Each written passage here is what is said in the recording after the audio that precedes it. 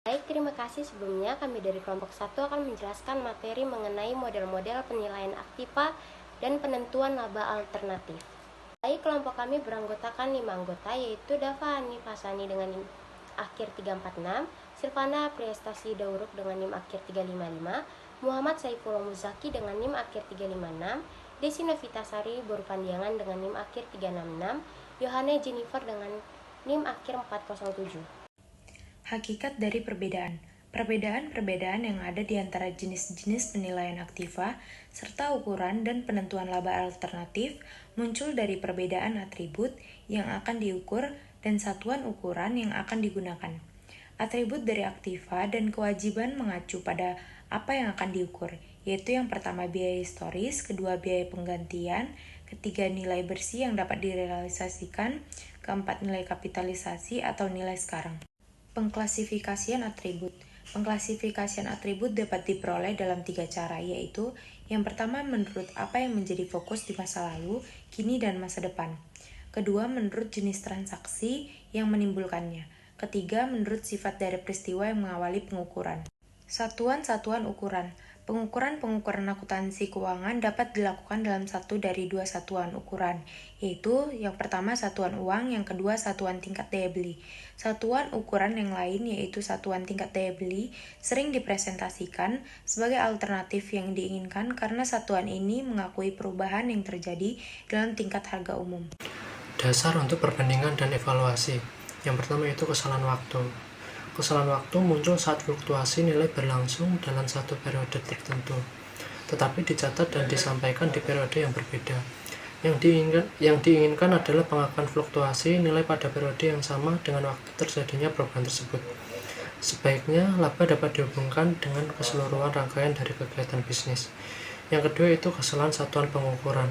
Kesalahan dalam pengukuran satuan terjadi ketika penyajian laporan keuangan tidak menggunakan satuan daya beli. Satuan yang diharapkan akan mencerminkan perubahan-perubahan di tingkat harga secara umum dalam laporan keuangan. Yang ketiga yaitu interpretabilitas. Jika sebuah model akuntansi dapat dipahami, maka harus dirumuskan dalam bentuk pernyataan jika maka untuk memberikan pemahaman kepada penggunanya mengenai maknanya sekaligus memperlihatkan salah satu cara penggunaannya. Yang keempat yaitu relevansi.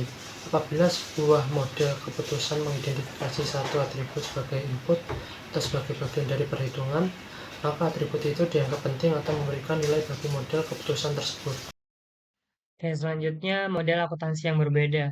Terdapat 3 model akuntansi yang berbeda. Yang pertama ada historical cost accounting.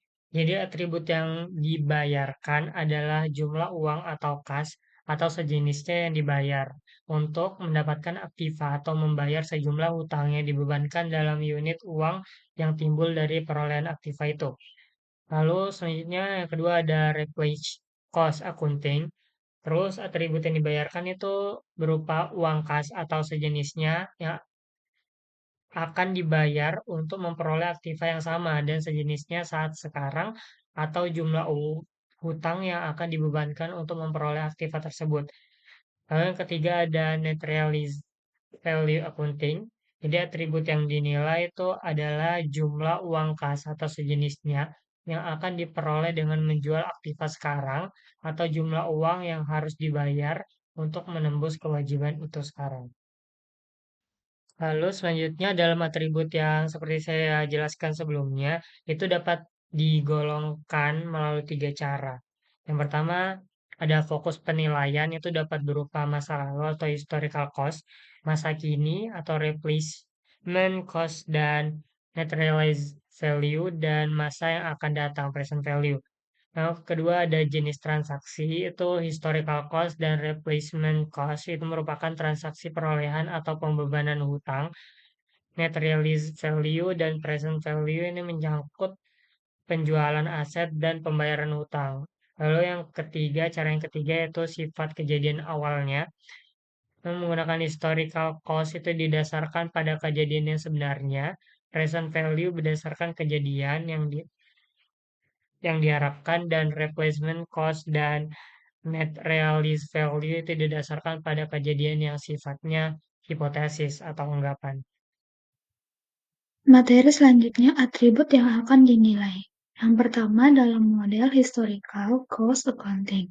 Atribut yang dinilai adalah jumlah uang kas atau sejenisnya yang dibayar untuk mendapatkan aktivitas atau membayar sejumlah hutang yang dibebankan dalam unit uang yang timbul dari perolehan aktiva itu.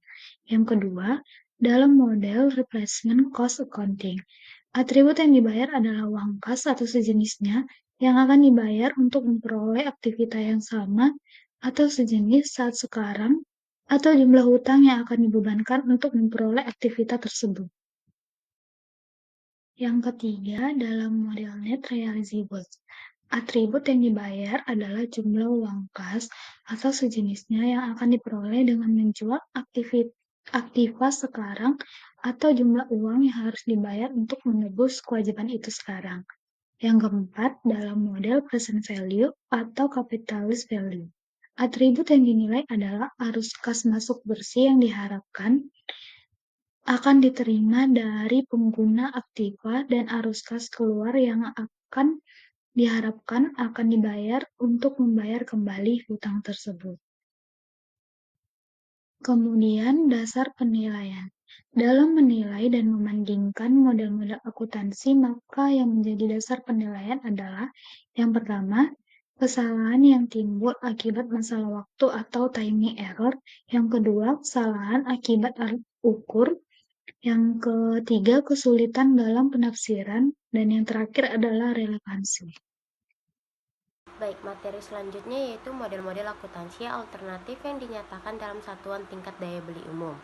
Yang pertama, akuntansi biaya historis yang telah disesuaikan dengan tingkat harga umum ditandai dengan adanya penggunaan biaya historis sebagai atribut dari unsur-unsur laporan keuangan, penggunaan tingkat daya beli umum sebagai satuan ukuran, prinsip pencocokan, prinsip realisasi, lalu laporan keuangan biaya historis yang disesuaikan dengan tingkat harga umum, yaitu memiliki kesalahan-kesalahan waktu, tidak memiliki kesalahan-kesalahan satuan pengukuran, dapat diinterpretasikan dan memberikan ukuran-ukuran COG yang relevan hanya untuk angka-angka kas seperti aktiva dan kewajiban moneter.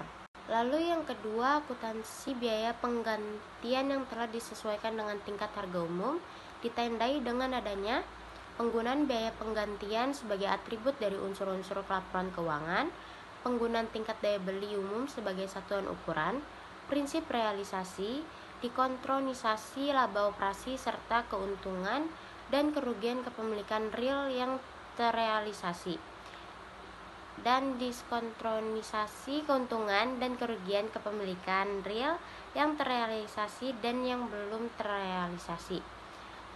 Lalu laporan keuangan biaya penggantian yang disesuaikan dengan tingkat harga umum, yaitu memiliki kesalahan-kesalahan waktu, tidak memiliki kesalahan-kesalahan satuan pengukuran, dapat diinterpretasikan dan memberikan ukuran-ukuran COG yang relevan dan pasar masukan. Baik, itu dia materi yang bisa kami sampaikan. Jika ada yang ingin ditanyakan, silakan ditanyakan. Jika ada yang ingin disanggah, silakan disanggah. Sekian dari kelompok kami. Wassalamualaikum warahmatullahi wabarakatuh. Terima kasih.